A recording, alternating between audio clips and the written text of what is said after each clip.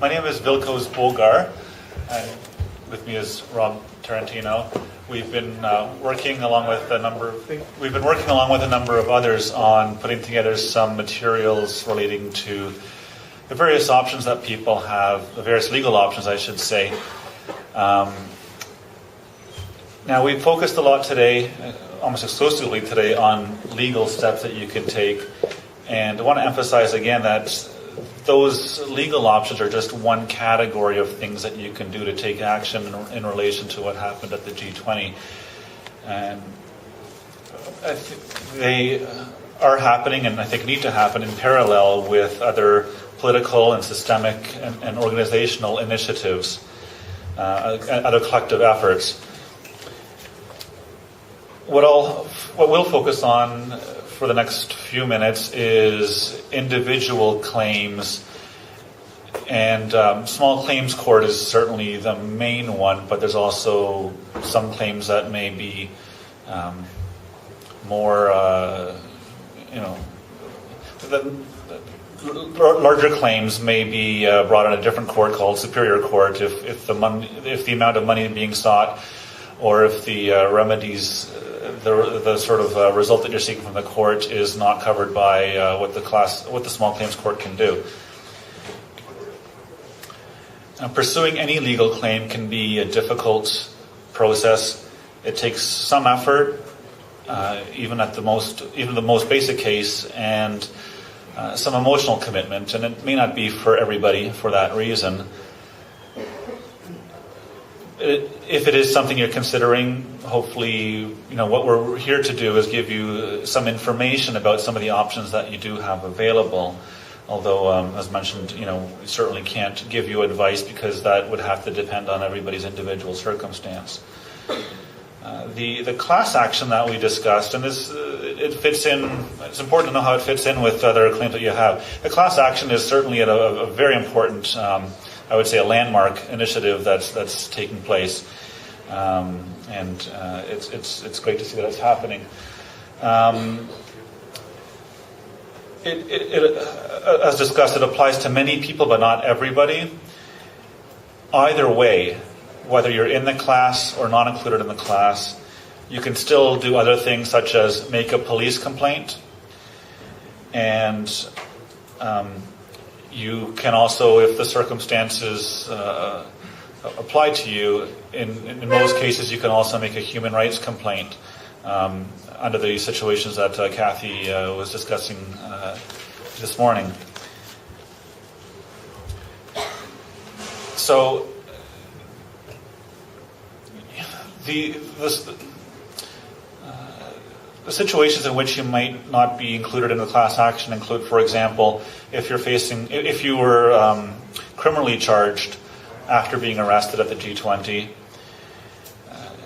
if you were, for example, forced to flee an area of demonstration but not actually surrounded by police, like, for example, if you escaped the police cordon in the kettling incident or any of the other incidents, or at Queen's Park, if you were sort of scared off by the advancement of the police in that situation, you could say that your right to express yourself freely was violated, and therefore you could say that you have a claim, but you wouldn't be included in the class action.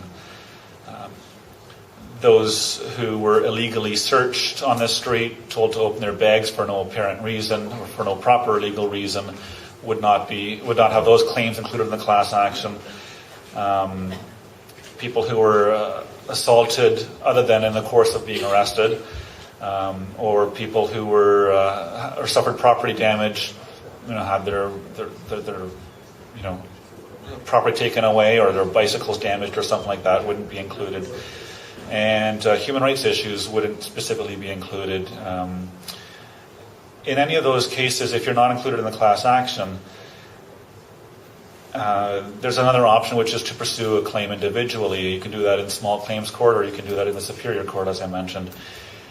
Also, for those people who have a variety of claims, including one situation which fits within the class description, as well as another situation in which you'd be excluded, you have, I guess you can do both perhaps, or pick either one, I suppose.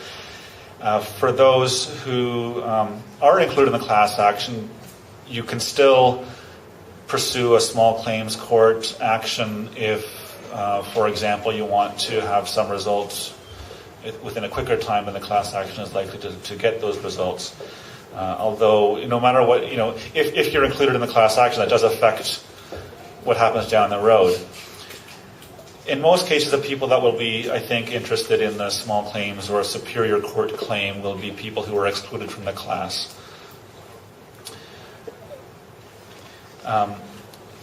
If what you will be seeking is compensation in an amount that's less than $25,000, your claim would be brought to the small claims court.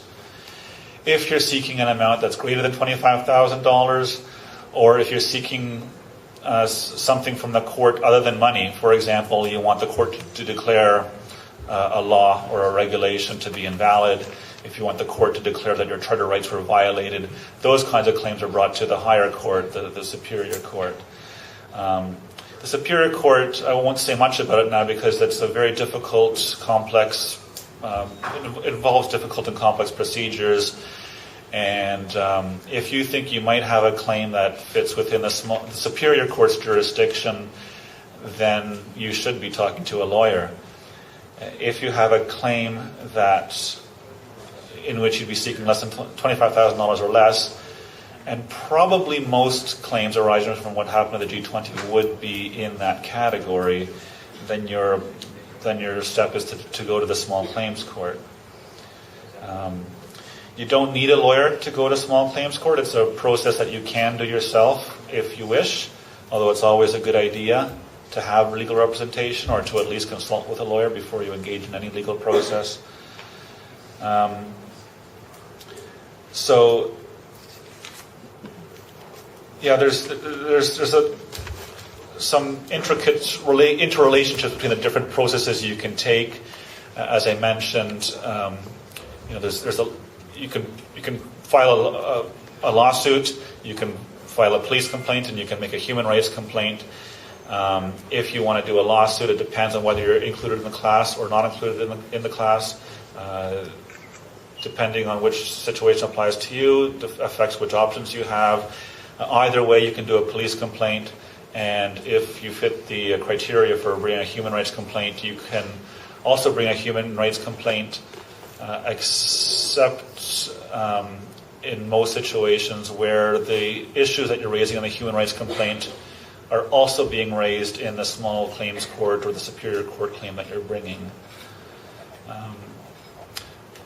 So I hope that's clear as to the options. Rob is going to talk a bit about the procedures available in small claims court.